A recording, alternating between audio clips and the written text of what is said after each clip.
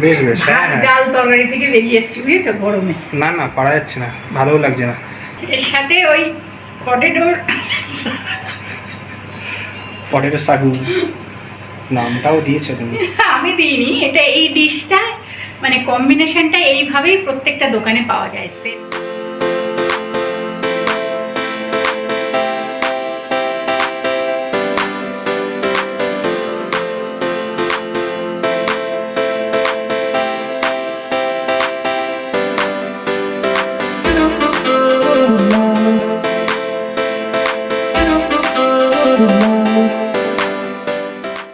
আমরা এই আখের রসের দোকানটা থেকে আখের রস খাই, খুব ভালো। এত বড় গ্লাসটা মাত্র 20 টাকা।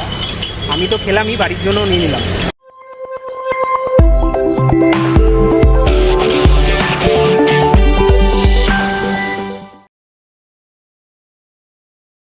ভেরি গুড মর্নিং সকলকে, ওয়েলকাম ব্যাক টু গানে আড্ডায়। অসম্ভব গরম, ঘড়িতে বাজে মোটে 10টা। কি রোদ্দুরের তাপ, তাই না বলো? বিশাল বিশাল রোদ, হেভি গরম লাগছে। আর এই গরমের মধ্যে না এত পরিমাণে জল খাচ্ছি, সবাই বলছে বেশি করে জল খেতে, তো এত পরিমাণে জল খাওয়া হচ্ছে, দুপুরবেলা ভাত বলো, রাত্রিবেলা রুটি বলো, কিছুই যেন মনে হয় খেতে ইচ্ছা করছে। আমার তো তাই হচ্ছে, আমি জানি না তোমাদের সাথে হচ্ছে। আর রোজ জল ঢালা ভাত কত খাবে তুমি? জল ঢালা ভাত ভালো গরমে খাওয়া ঠিক আছে, তবে আমার রোজ রোজ ভালো লাগে না। আজকে না একটুখানি সেট ধোসা বানাবো, মানে ঝটপট বানাবো। তোমার বেশি কিছু উপকরণ লাগে না, চাল ডাল ভেজানোর কোনো গল্প নেই। তো চলো, তার সাথে আর একটা তরকারিও বানাবো, যেটাকে বলে পটেটো সাগু, কিন্তু সেটা আর আজকে তোমাদেরকে দেখাতে পারবো না। আজকে সেট ধোসাটা কীভাবে ঝটপট বানিয়ে নেওয়া যায়, এবং বাড়ির মহিলারা যারা, তারা কিন্তু গরমের মধ্যে অনেক সময় ইচ্ছা করে না রাত্রিবেলা রুটি করতে। অনেকের বাড়িতে আমাদের মতো এই ফ্লেক্সিবিলিটিটা রয়েছে যে দুপুরবেলা ভাত না হলেও চলে, তারা কিন্তু বানিয়ে নিতে পারো। তাহলে চলো দেখে নিই। আর কিছু জিনিসও আনতে হবে। প্রথমে অয়নকে যেতে হবে বাইরে, কেননা সব জিনিস আমার ঘরে আজকে নেই। এটাই সমস্যা। এই রোদ্দুরের মধ্যে ওকে একটু হলেও স্কুটিটা নিয়ে বেরোতে হবে। তো মেন ইনগ্রেডিয়েন্টস হচ্ছে দই। দইটাই ফুরিয়ে গেছে, তো আজকে বললাম দইটা নিয়ে আসুক, ও বাইরে বেরোক, কাজটা সেরে আসুক, তারপর আবার দেখা হচ্ছে।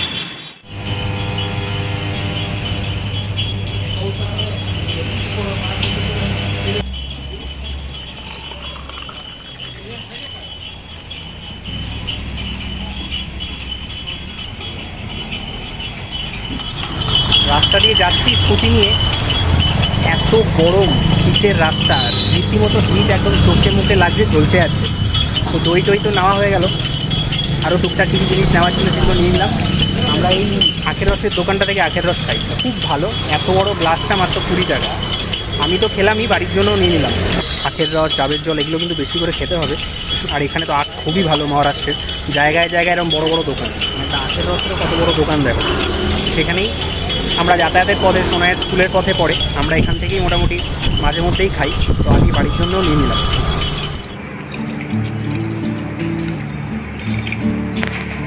স্পন্দনের কিন্তু খাওয়া হয়ে গেছে। এখানে তো আখের রস ভীষণ ভালো, ভীষণ মিষ্টি। বলেছিলাম, দোকানটাও দেখালাম আজকে, যেখান থেকে আমরা খাই ওইখান থেকেই এনেছি। কোথায় গেছে? এই মহাদেব মন্দির ঠিক ও পেছনে। আচ্ছা, হ্যাঁ, যেটা থেকে ওই মানুষ স্কুলের যেতে গিয়ে পড়ে। হ্যাঁ হ্যাঁ হ্যাঁ, ওইটা থেকে।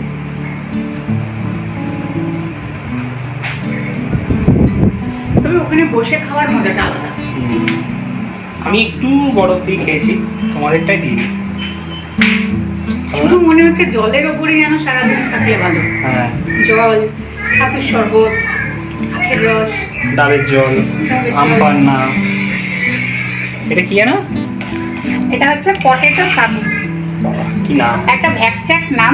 আমাদের হচ্ছে গিয়ে আলু সিদ্ধ করে, আমরা আলুটা কি করি, যখন আমরা আলুটা কাটি না, আলু সিদ্ধ হওয়ার পর খোসা ছাড়িয়ে এরকম হাত দিয়ে ভেঙে নিই, তো স্ম্যাশ করে নিই, এক একটা ছোট আলুর টুকরো হয়, বড় আলুর টুকরো হয়। আলুটাকে সেভাবেই রেডি করতে হবে, আর তার সাথে ফোড়নে কিছু মশলা। এই মানে ও সেট ধোসার সাথে নামটা এভাবে যায় পটেটো সাগু, কিন্তু আমাদের কাছে আলুর তরকারি। হ্যাঁ, তো লুচি ফুচি দিয়ে চলে যাবে। হ্যাঁ, ধোসার জাতীয় জিনিসের সাথে বেশি যাবে। বেশ বেশ, হ্যাঁ হ্যাঁ। ডাল তরকারি থেকে বেরিয়ে এসেছি, বুঝেছো, গরমে। না না, পারা যাচ্ছে না, ভালোও লাগছে না। 1 কাপ পরিমাণে না সুজি নিচ্ছি। যাদের কাছে মেজারিং কাপ নেই, যে কোনো একটা বাটি মেপে নিলেই হবে।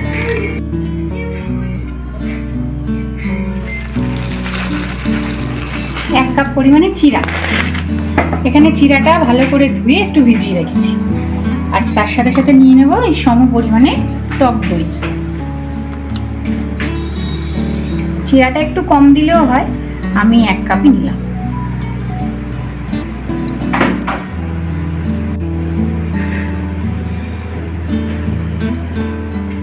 দই সুজিটা ভালো করে মাখিয়ে নেব, চিরাটাও এর মধ্যে দিয়ে দেবো।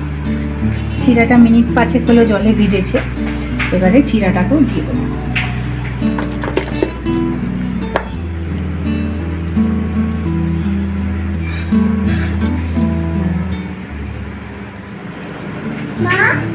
বলো। ভালো হবে। 3টে উপকরণই ভালোভাবে মিশিয়ে এটাকে চাপা দিয়ে 10 মিনিটের জন্য রেখে দেবো। এটা একটু শক্ত হলো না জলদি? হ্যাঁ, শক্ত হবে তো, এটা আরো শুকিয়ে যাবে 10 মিনিট রাখার পর। সেটা এমনি জল টল দিতে হবে না কিছু? হ্যাঁ, দেবো পরে দেবো। আচ্ছা, চাপা দিয়ে এবার মিনিট 10 জন্য রেখে দেবো। দিয়ে দিচ্ছি বাদাম।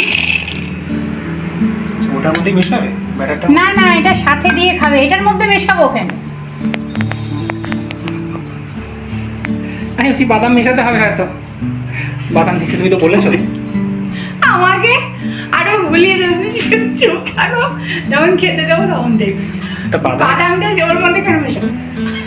এবার মিক্স করে হয়তো বাদামটা মেশাতে হবে। এর সাথে ওই পটেটো সাগু নামটাও দিয়েছে তুমি। আমি দিইনি, এটা এই ডিশটা মানে কম্বিনেশনটা এইভাবেই প্রত্যেকটা দোকানে পাওয়া যায়, সেট দোসা উইথ পটেটো সাগু। তার সঙ্গে আমরা অ্যাড করেছি তার সাথে আমি চাটনিটা বাদামের চাটনি। তুমি বাদামের চাটনি কিন্তু বলনি একবার প্রথমে, যে তুমি বলছো পটেটো সাগু আর তার সঙ্গে সেট দোসা হবে। একটু দিলাম ডেজিকেটেড কোকোনাট, দিচ্ছি কটা কারি পাতা, তার সাথে দেবো হচ্ছে কি একটু ধনে পাতা, দিয়ে দিলাম 2টো কাঁচা লঙ্কা, 1 ইঞ্চি একটা আদার টুকরো ছোট ছোট করে কেটে নিয়েছি, দেবো আদা। এতে চাইলে কিন্তু পেঁয়াজ রসুনও অ্যাড করা যায়, কিন্তু আমি অ্যাড করছি না। পেঁয়াজ? হ্যাঁ, হাফ পেঁয়াজ, মানে গোটাটা না দিলেও তোমরা এই কোয়ান্টিটিতে হাফ পেঁয়াজ দিতে পারো, রসুনও দিতে পারো, কাঁচা পেঁয়াজের কথাই বলছি।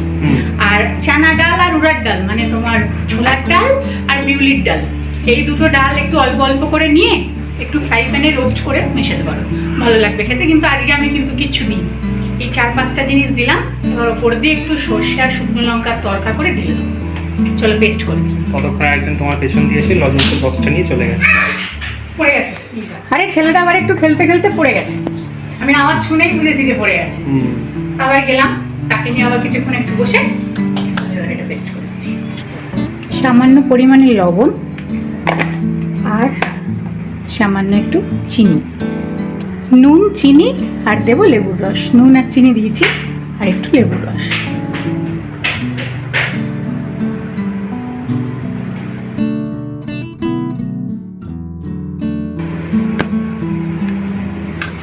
রেডি হয়ে গেছে।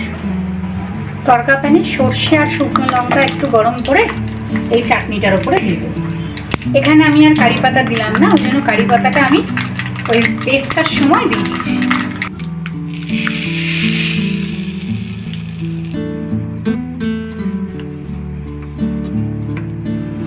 এটা কিন্তু একদম শক্ত হয়ে গেছে 10 মিনিট বাদে। আমি এই কাপটারই 1 কাপ পরিমাণে জল দেব।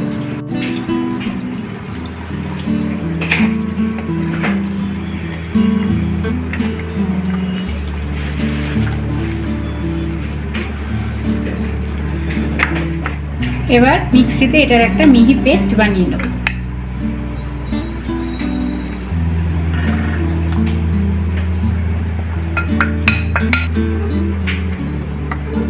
মিহি পেস্ট হয়ে গেছে।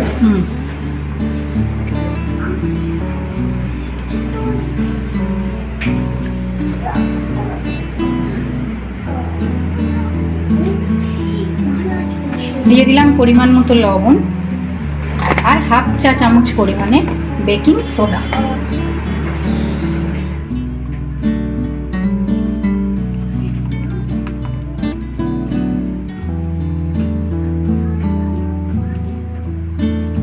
চাটুটা ভালো করে গরম করে নিয়েছি আর একটু সামান্য অয়েল ব্রাশ করে নিয়েছি, এবারে দিয়ে দেবো।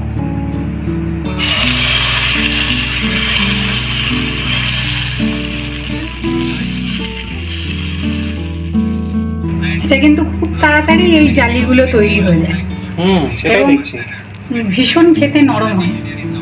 আচ্ছা, আর দু পিঠ করার কোনো প্রয়োজন নেই, নিচেরটা ভালো করে হয়ে গেলেই তুমি নামিয়ে নিতে পারো।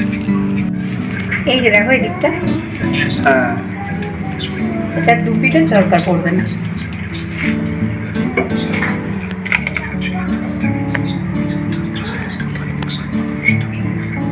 এই হচ্ছে তোমার সেট ধোসা। এই হচ্ছে সেট ধোসা।